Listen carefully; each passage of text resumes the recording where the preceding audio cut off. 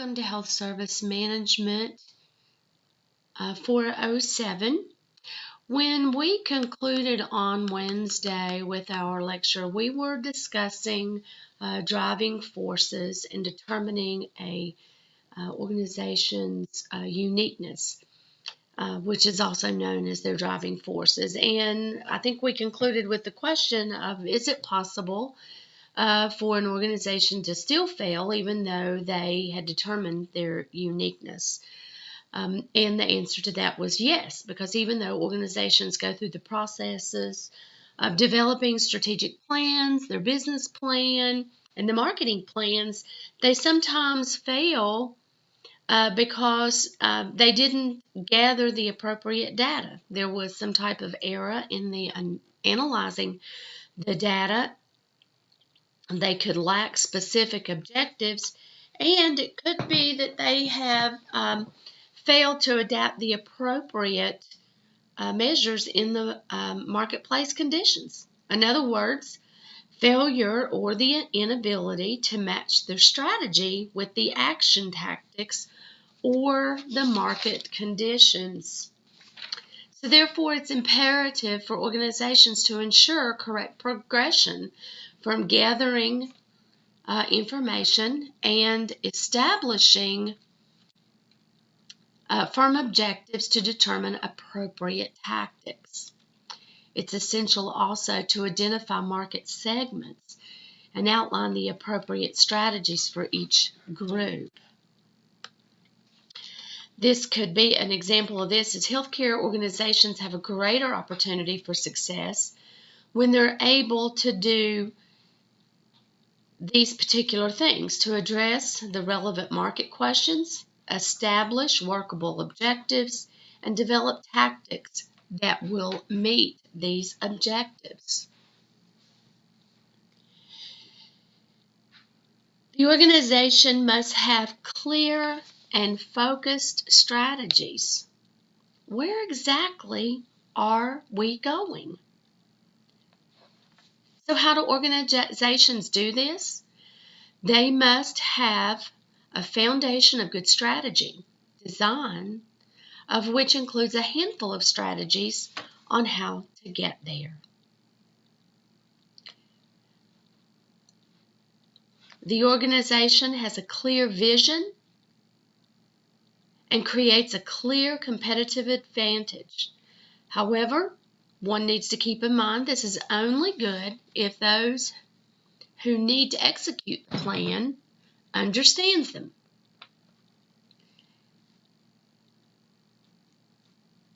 Each board member and management team member should be able to articulate the vision and the strategy of the organization. So the next thing we're going to talk about is focusing on the customer. What does that mean? First of all, the customer is the most vital resource that you have to resolving any marketing problem. One must understand what the customer's needs are and focus on their questions and concerns, and especially their expectations of the organization and how they make their decisions about where they go for their health care, where they go to shop. Their decision-making process is vital in this process.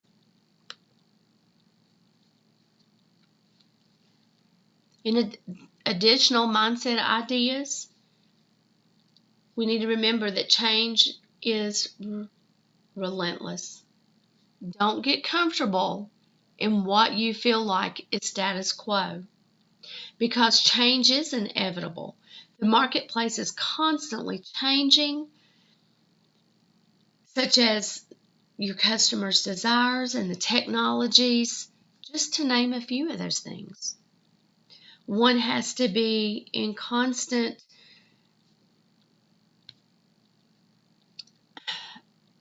focus and observation mode and searching for a better way. Because your competition and the consumer is constantly looking for a better way to attract the customer, and the consumer is looking for a better and cost-effective way of doing things or obtaining services of which they need. Never assume that your organization will remain profitable without change.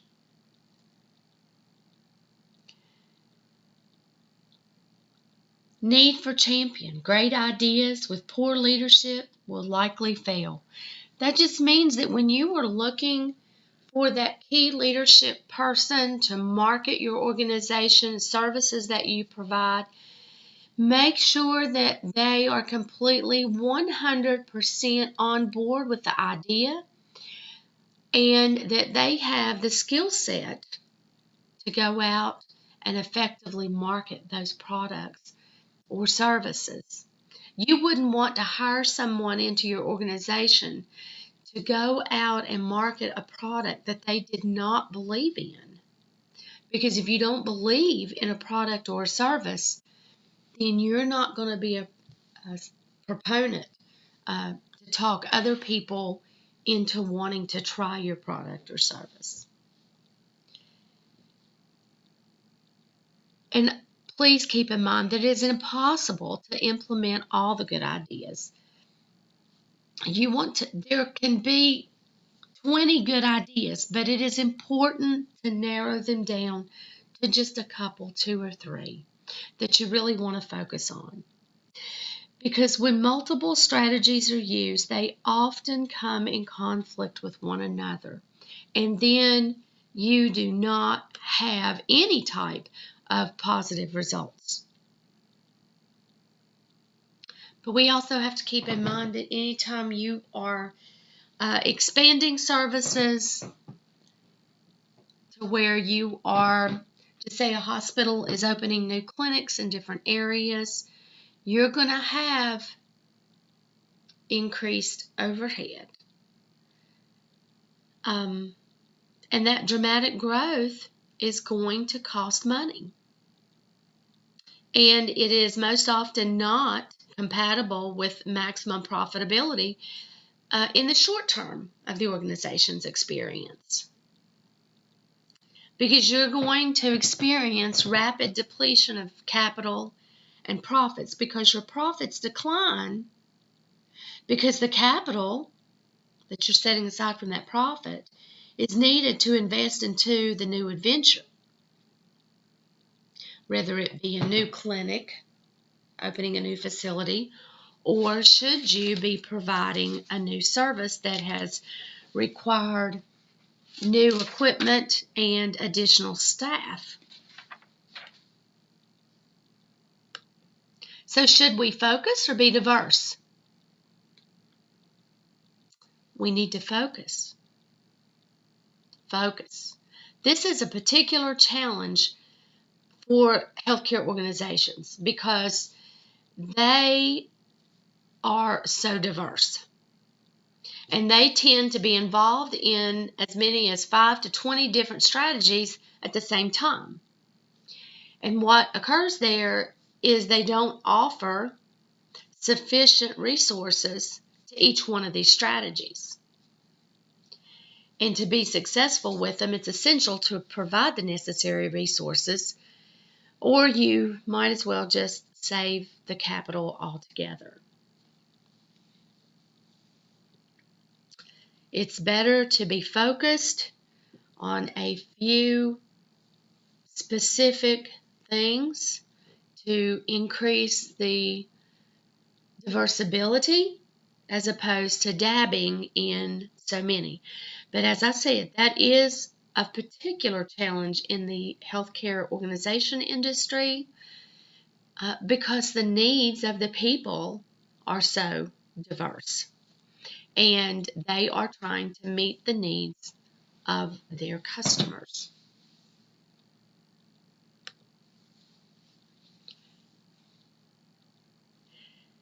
Building a unique selling proposition around the generic product. Well, one needs to remember that every organization needs a unique selling proposition. And this is a combination of what the customer gives it. That's the customer's perception of the unique selling proposition. And the services or enhancements that the organization wants to add. Unique selling propositions are generally one or two attributes that set you apart from the competition. Now, an example of this could be the latest technology in diagnostic equipment. You may have a piece of diagnostic equipment that no one else has in the area. Examples of that would be a true open MRI machine, because that is a diagnostic tool, or your one of the newest things that we are seeing advertised in our own particular area right now is the 3D mammography technology that is better at early detection of breast cancer. Another unique selling perspective or proposition, could be low prices.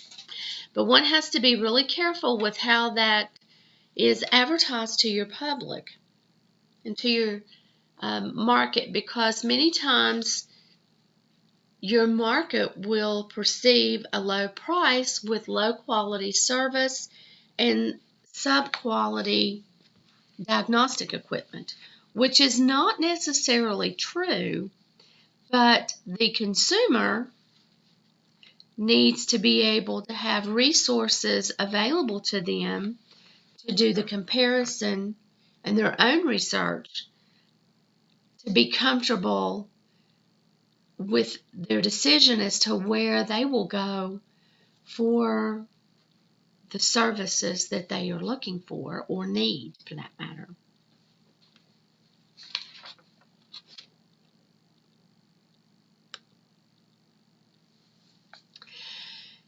So that brings us to other mindset features that are useful when you are creating a plan, is that have an advantage that is discernible from the competition. And I just touched on that, that even though you have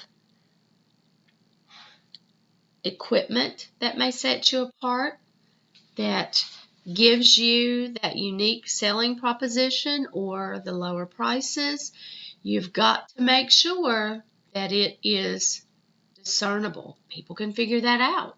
They want to know, because the consumer, it's important because of how the consumer views the organization and the services. So that information, again, has to be readily available to them. I cannot express how critical that is. You also want to look at creating barriers to entry and exit. When we say an entry barrier, that can stem from economics of scale, consolidating within prepaid businesses.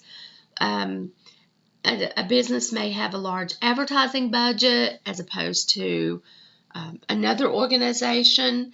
So if you have a large advertising budget, you are able to get out there and just absolutely saturate the market with advertising of your business and the unique proposition that you have to offer. Whereas if you have a small operating budget, an advertising budget, you are really looking to maximize those resources. So you're already going to go out of the gate, so to speak, at a disadvantage because you don't have the budget that maybe your larger competitor has. So you've got to be resourceful and look for different ways to advertise. And when we say a barrier to exit, that includes minimizing high fixed cost. Like if an organization goes into an area and has committed to a particular facility and offering a service, you want to make sure that if something occurs or it has not been as profitable to you as you had projected, or you flat out might just be losing money, you do not want it to be such a critical part of the community that you could not exit out of there, because then you have such a psychological and sociological damage that's done there to your community. As you read through your text gives you some provides you some great details about this, in addition to some additional examples. Growth is often in your present market. You may be seeing that all around you from other organizations, but one needs to keep in mind that growth is often within your organization's present market. You may be seeing it going on in competitors and other people around you, but keep in mind that growth can often come just from right inside your own present market by increasing your customer loyalty, by increasing the services that your customers will utilize. And keep in mind, it is less costly to grow within your present market than it is to go out into what we call a virgin market. Now, sometimes you'll have greater growth initially. However, you want something that is going to sustain you in the long haul. And you also have to be willing to fall on your sword. That means stand by your word, keeping your promises, and taking action if those standards are not being met. And sometimes, guys, that can be very difficult. But if someone is not providing the services and the care that meets your organization's standards, then you've got to take the necessary steps to have a corrective action in place to help bring that person up to meeting those standards and policies and practices, or you may have to let them go. And that's what they mean by falling on the sword of your word.